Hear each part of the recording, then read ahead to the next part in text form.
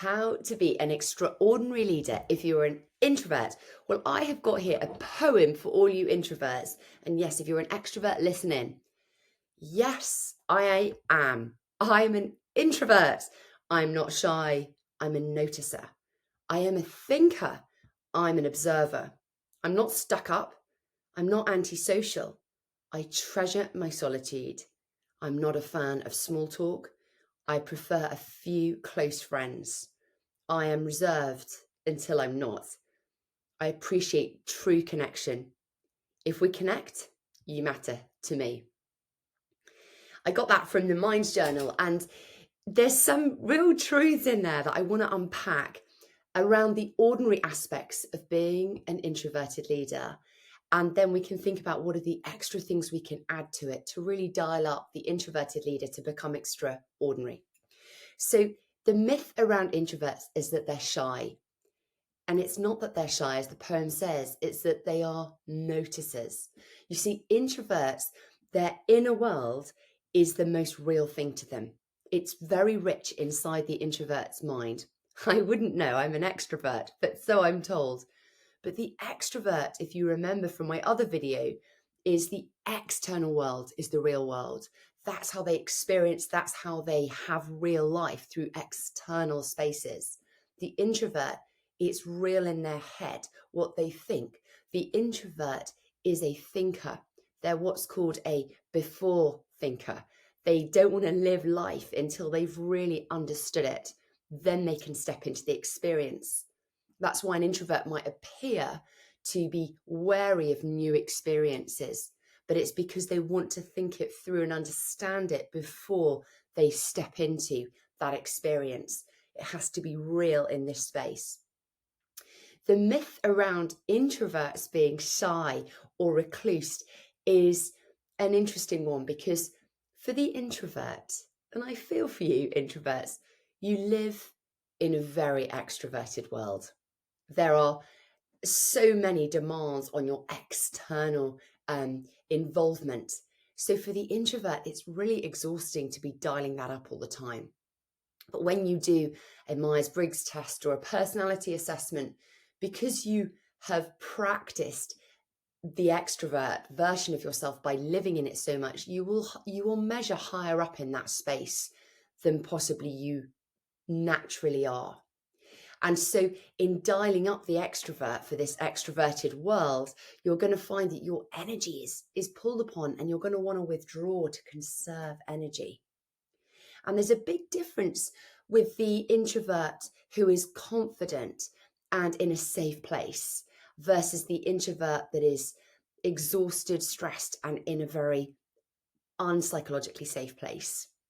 The introvert that's in a safe place, psychological safety, with people that they know and love, where they feel that they belong, they will be able to really dial up that social fun aspect. They'll be the life and soul of a party. They'll be the one dancing on the table in the local restaurant after hours if they're with their great friends. But for the introvert that is tired, overwhelmed, feeling slightly on the edge of burnout, they will withdraw. They might come across as shy because the body language for the introvert will by default pull back. So the introverts, as an ordinary understanding of an introvert's communication, they're more inclined to have smaller, lower tone gestures, a more closed mouth. If you remember the extroverts, big gestures, big mouth, big expressions. The introvert, they're smaller, they're slightly more held back. They're more inclined to pull back in meetings, to not speak first. It's because they're doing that internal thinking that's so rich. And the introvert talks in I language. So I think this, I think that, because they're coming from the sense of I, where I am, versus the extrovert is we. Let's we do this together, open, expansive. The introvert is I'm thinking this, I'm in this space, this is where I am standing. And so just knowing yourself is really helpful to then lead yourself. Because for the introvert who, let's say, is in a team of extroverts, if you're leading extroverts, or if you're leading lots of introverts, you have to dial up the extrovert. It's tiring. The enemy, I suppose, for the introvert is how to manage your energy, how to handle it. And pulling back from the external world is really important for you. And it's really important for you to tell those around you, hey, I'm an introvert. I need to pull back for a bit. I need a little bit of space to re-energize so that I can come back into this external space. It's not antisocial or recluse. It's really important. So there are just some of the ordinary aspects of being an introvert, which are great.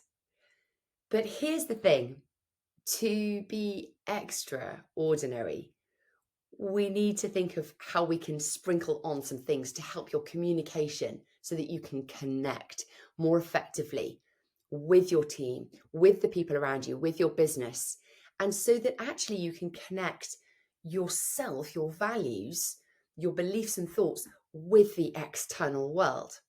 And if you don't do these things, you're at danger of being disconnected from the external world. So here are 3 things that could really help you connect more effectively with your external world. Number 1, share your thoughts. It is so loud for you in your head that when you say one thing, you might think everyone gets the impact. It's so obvious. It's so obvious in your head. It's been so loud for days that you share it once, you will assume by accident that everyone gets the impact of that. But it's the first time they might have heard it, and it might just come in their ear and go out the other. So what will happen for the introvert is that they will hear someone else sharing that idea a month later and think, hey, I said that a month ago. Why did no one listen to me? Yes, it's loud in your head, but the external world didn't hear it. So you need to think about how you can share something in a way that people are going to hear it. So overshare. Overshare. For an extrovert, if you overshare, the chances are you'll hit ground zero. Okay. To the extrovert, I'd say undershare. So we have to kind of meet in the middle, both of us. So overshare and you'll get there. But here is my disclaimer with this. When you overshare, be aware that people want to engage and interact in that sharing process. Be careful that you don't just talk. You see, for the introvert, you're trying to get your internal world into the external space. So what you might do by accident is lock down into your thought as you're sharing and forget that there are humans in front of you that want eye contact, that want to see, that want to engage, that want to ask questions in the middle. Fair enough if you want to say, can I say my piece and then ask questions, if you find that interruption hard. But whatever you do, don't just share and just keep sharing and lock in and not look at people and do this and da-da-da and da-da-da. You want to engage with people. So look at people. Remember, they're humans that need to receive what you are transmitting. Use slightly more open body language as you share, because it's a way of offering and imparting so that they can catch it. They can't receive it if you're locking into your internal world and just talking. It won't be shared as properly. You won't connect. So say a lot more than you think, but remember the feedback loop. Remember there are people there, and remind your body to do it as an interactive way. That's the first thing. The second thing for the introvert is really simple. Remember to smile. Remember to show facial gestures that help the person on the receiving end feel connected. When you smile at someone, there's a release of oxytocin. People feel unthreatened. They relax. They want to like you. It will dial up your likability. So smile. And when I ask introverts to smile, I often get faces like this. It's not as natural. So relax a bit, smile. I'm not saying you're a grumpy lot at all by any means. I know lots of introverts who smile so much, who are so friendly. But just a reminder, because when you're going into an impartation of information, you can be prone to going a bit serious, and it's quite hard to receive it. And you don't have to be an energized bunny, but just soften, smile, enjoy people. Remember to tell your face, this is a nice experience. So that's the second thing. Don't forget to smile. And the third thing for introverts is similar vein to what I've just shared, but it's ask questions of other people. Pull them out. Oftentimes extroverts need to pull you out, but actually it's really helpful for other people if the introvert can pull other people out as well. Asking clarifying questions, especially if the extroverts in your team. Ask them questions. What do you mean by that? Could you explain it in a different way? Could you explain it using less words to help me really get what you're trying to say? Ask questions, because what the introvert often does when they're listening is just go quite quiet as you're thought processing, which is ordinary and that is great. But there are times to sprinkle the extra to your ordinary. Let yourself be the one that asks clarifying questions, ask collaborative questions, ask questions that might involve how can you show a bit more care or support to the person sharing, because often the introvert might just listen and that's going on in their head, but the person doesn't know. So it's dialing up that contribution to, dare I say it, chit chat.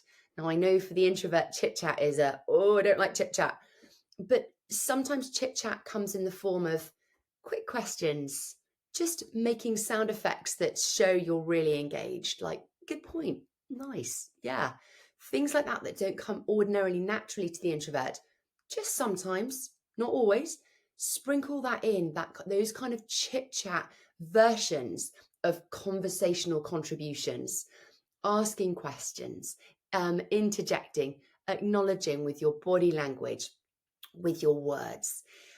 So I'll call it the chit chat effect, but it's really just a communication engagement model of showing someone that you're engaged. So those are the three things for you as an introvert to dial up your extraordinary. But as I'm not an introvert, I would love to know what you think. What have you learned about being an introvert that could really dial up the extra to your ordinary when you are in situations of leadership to enable connection with yourself, your values, your team, your business, your leadership? I look forward to seeing what you say. Take care.